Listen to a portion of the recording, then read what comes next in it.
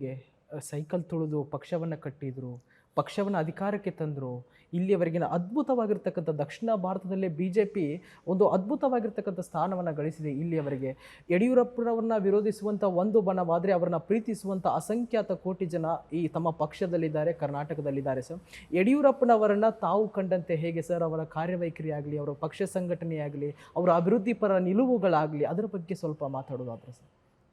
The great leaders, Karnataka ಕಂಡಂಥ, ಭಾರತೀಯ ಜನತಾ ಪಕ್ಷದಲ್ಲಿ ಕಂಡಂಥ ಒಬ್ಬ ಶ್ರೇಷ್ಠ ನಾಯಕ, ಒಬ್ಬ ಮೇರು ನಾಯಕ, ಅದರಲ್ಲೇನು ಎರಡು ಮಾತಿಲ್ಲ. ಆದರೆ ಕೆಲವು ವಿಷಯಗಳಲ್ಲಿ ಯಡಿಯೂರಪ್ಪನವರು ತಗೊಂಡಂಥ ನಿರ್ಧಾರಗಳು ಅವರನ್ನೇ ಅವರು ಸಿಗಾಕೊಳ್ಳೋ ಥರ ಆಗಿಬಿಡ್ತು. ಯತ್ನಾಳವ್ರನ್ನ ಪಾರ್ಟಿಯವ್ರು ತಗೊಳ್ಬೇಡಿ ಅಂತ ಹೇಳಿದ್ರು, ಒಂದು ತಪ್ಪು ನಿರ್ಧಾರ ತಗೊಂಡ್ರು. ಅದಾದಮೇಲೆ 2008ರಲ್ಲಿ ನಾನು ಅವ್ರು ಮುಖ್ಯಮಂತ್ರಿ ಆಗಿದ್ದಂಥ ಸಂದರ್ಭದಲ್ಲಿ ಅವರು ಮಾಡಿದಂಥ ಕೆಲಸ, ಅವರು ಕೊಟ್ಟಂಥ ಸಮಯ, ನಾವು ಯಾವಾಗಲೂ ನನಗೆ ಅವ್ರನ್ನ ಬದಲಾವಣೆ ಮಾಡಬೇಕು ಅಂತೇಳಿ ಕೇಂದ್ರದ ವರಿಷ್ಠರು ಬಂದಾಗಲೂ ಕೂಡ ನಾನು ಹೇಳಿದೆ. ರಾಜನಾಥ್ ಸಿಂಗ್ ಬಂದಿದ್ದರು, ಇವರೆಲ್ಲರೂ ಉಸ್ತುವಾರಿಯಾಗಿ ಬಂದಿದ್ದರು, ಧರ್ಮೇಂದ್ರ ಪ್ರಧಾನರೆಲ್ಲ. ನಾನು ಅವತ್ತು ಕೂಡ ಕೇಂದ್ರದವ್ರಿಗೆ ಹೇಳಿದೆ, ಯಡಿಯೂರಪ್ಪನ ಬದಲಾವಣೆ ಮಾಡಬೇಡಿ. ಯಡಿಯೂರಪ್ಪನ ಬದಲಾವಣೆ ಮಾಡಿದ್ರೆ ಸೌತ್ ಕರ್ನಾಟಕದಲ್ಲಿ ದಕ್ಷಿಣ ಭಾರತದ ಮೊದಲನೇ ರಾಜ್ಯ ಇದು ನಾವು ಅಧಿಕಾರಕ್ಕೆ ಬಂದಿರೋದು, ಭಾಳ ಸಮಸ್ಯೆಗಳನ್ನು ಸವಾಲುಗಳನ್ನು ಎದುರಿಸ್ತೇವೆ ಅಂತ. ಯಾಕೆ ಅಂತ ಕೇಳಿದ್ರು. ದೇವ್ರ ಹತ್ರ ಹೋಗಿ ವರ ಬೇಡ್ಕೊಂಡ್ರೂ ವರ್ಷಗಟ್ಟಲೆ ಬೇಕು. ಯಡಿಯೂರಪ್ಪನವ್ರು ಮುಖ್ಯಮಂತ್ರಿ, ನಾವು ಏನೇ ಕೇಳಿದ್ರು ನಮ್ಮ ಕ್ಷೇತ್ರದ ಕೆಲಸವನ್ನು ಮಾಡಿಕೊಟ್ಟಿದ್ದಾರೆ.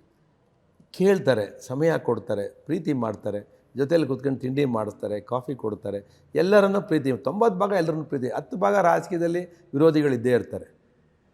10 ಭಾಗ ಯಡಿಯೂರಪ್ಪನವರು ಕೆಲವೊಂದು BJPಗಳಲ್ಲಿ ಕಂಪ್ಲೇಂಟ್ಗಳು ಬಂದಿತ್ತು ಅವ್ರ ಮೇಲೆ. ಅಂದರೆ ಯಾರೊಬ್ಬ ಸ್ಟ್ರಾಂಗ್ ಇರ್ತಾನೋ ಅವನು ವಿರೋಧ ಮಾಡುವಂಥದ್ದು, ನಾನು ಮುಖ್ಯಮಂತ್ರಿ ಆಗಬೇಕು ಅಂತ ವಿರೋಧ ಮಾಡುವಂಥ ಟೀಮ್ಗಳು ಇರ್ತವೆ ಅದ್ರ ಜೊತೆಯಲ್ಲಿ, ಒಳಗಡೆ ಇರುವಂಥ ಒಂದು ವ್ಯವಸ್ಥೆಯಲ್ಲಿ. ಸೊ ಆ ಸಂದರ್ಭದಲ್ಲಿ ನಾನು ಪಾರ್ಟಿಯವ್ರಿಗೆ, ಕೇಂದ್ರದ ವರಿಷ್ಠರಿಗೆ ಸ್ಪಷ್ಟವಾಗಿ ಹೇಳಿದೆ, ಯಡಿಯೂರಪ್ಪನವ್ರನ್ನ ಬದಲಾವಣೆ ಮಾಡಬೇಡಿ ಅಂತೇಳಿ. ಆದರೆ ಪಾರ್ಟಿ ನಿರ್ಧಾರ ಬದಲಾವಣೆ ಆಯಿತು.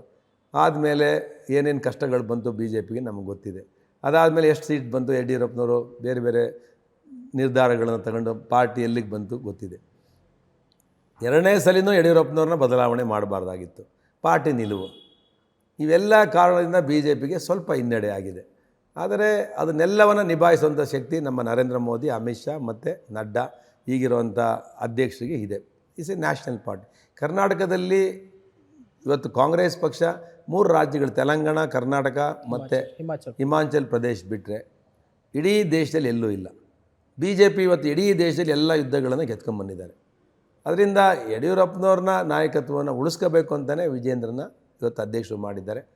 ಅದರಿಂದ ಯಡಿಯೂರಪ್ಪನವ್ರ ಬಗ್ಗೆ ಕೇಂದ್ರದವ್ರಿಗೂ ಬಹಳ ಗೌರವವಾಗಿ ನಡ್ಕೊಂಡಿದ್ದಾರೆ. ಅದರಿಂದ ಹಿಂದೆ ಆಗಿರೋ ತಪ್ಪನ್ನು ಸರಿ ಮಾಡ್ಕೊಳ್ತೇವೆ. 2028ಕ್ಕೆ 100ಕ್ಕೆ 100 ಭಾರತೀಯ ಜನತಾ ಪಕ್ಷ 150 ಸೀಟ್ಗಳನ್ನು ಗೆಲ್ಲುವಂಥ ಒಂದು ಟಾರ್ಗೆಟನ್ನು ಇಟ್ಕೊಳ್ತೇವೆ. ನಾವು 100ಕ್ಕೆ 100 150 ಸೀಟ್ ಗೆಲ್ತೇವೆ. ಆದರೆ ಅಲಯನ್ಸ್ ಜೊತೆನೂ ಸೇರಿ, JDSನ ಜೊತೆ ಅಲಯನ್ಸು ಸೇರಿ ಕಾಂಗ್ರೆಸ್ಸಿನ ಒಂದು ಸ್ಥಾನವನ್ನು ಗೆಲ್ಲಬಾರ್ದು, ಆ ರೀತಿಯಲ್ಲಿ ಒಂದು ಯುದ್ಧವನ್ನು ಮಾಡ್ತೇವೆ. ಒಂದು ಕಾಂಗ್ರೆಸ್ ಮುಕ್ತ ಕರ್ನಾಟಕವನ್ನಾಗಿ ನಾವು ಮುಂದಿನ 2028 ಚುನಾವಣೆಯಲ್ಲಿ ಮಾಡ್ತೇವೆ.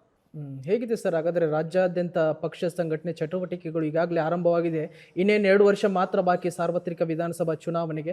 ಕೆಲವೊಂದಿಷ್ಟು ಸಣ್ಣ ಪುಟ್ಟ ಎಲ್ಲ ದೊಡ್ಡ ಮಟ್ಟದಲ್ಲಿ ತಮ್ಮಲ್ಲಿ ಸಮಸ್ಯೆಗಳಿದೆ ಪಕ್ಷದಲ್ಲಿ, ಕೆಲವೊಂದಿಷ್ಟು ನಾಯಕತ್ವ ವಿಚಾರವಾಗಿ ಕಾರ್ಯಕರ್ತರಲ್ಲಿ ಕೂಡ ಉತ್ಸಾಹ ಕುಗ್ಗಿದೆ ಎನ್ನುವಂತಹ ಮಾತುಗಳು, ಅವರು ಬೇಡ ಇವರು ಬೇಡ, ಈ ನಾಯಕತ್ವ ಬೇಕು ಎನ್ನುವಂಥ ಮಾತುಗಳು ಚರ್ಚೆ ನಡೀತಾ ಇದೆ.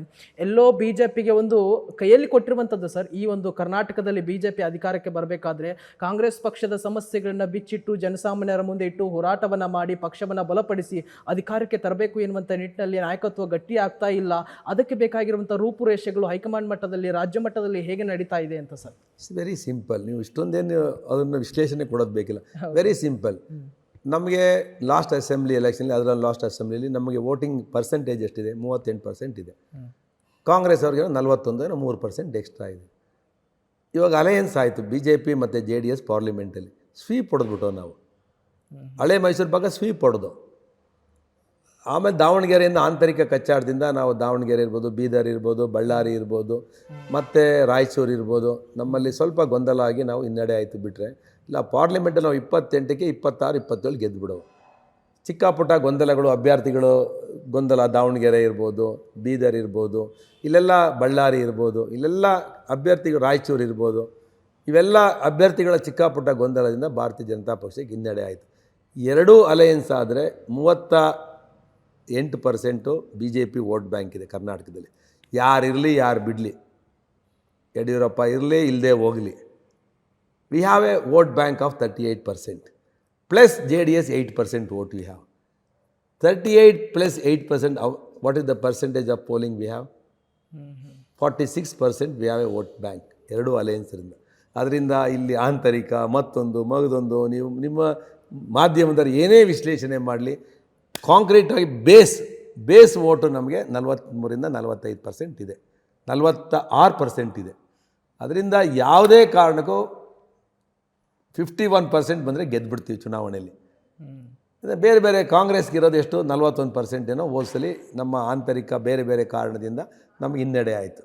ಆದರೆ ಕಾಂಗ್ರೆಸ್ಗೆ ಇವತ್ತು ಕ್ಯಾಲ್ಕುಲೇಷನ್, ಯಾಕೆ ಕಾಂಗ್ರೆಸ್ನವರು ZP-TP ಗ್ರಾಮ ಪಂಚಾಯತ್ ಚುನಾವಣೆ ಮಾಡ್ತಿಲ್ಲ? ಅವ್ರಿಗೆ ಗೊತ್ತಿದೆ ಚುನಾವಣೆಗೆ ಹೋದರೆ ಹೀನಾಯವಾಗಿ ಸೋಲ್ತಾರೆ. ಇವೆರಡೂ ಪಕ್ಷಗಳನ್ನು ಒಟ್ಟಿಗೆ ಹೋದಾಗ ಒಂದು ಜಿಲ್ಲಾ ಪಂಚಾಯತಿನೂ ಕರ್ನಾಟಕದಲ್ಲಿ ಅವ್ರು ತಗೊಳ್ಳೋದಕ್ಕಾಗಲ್ಲ.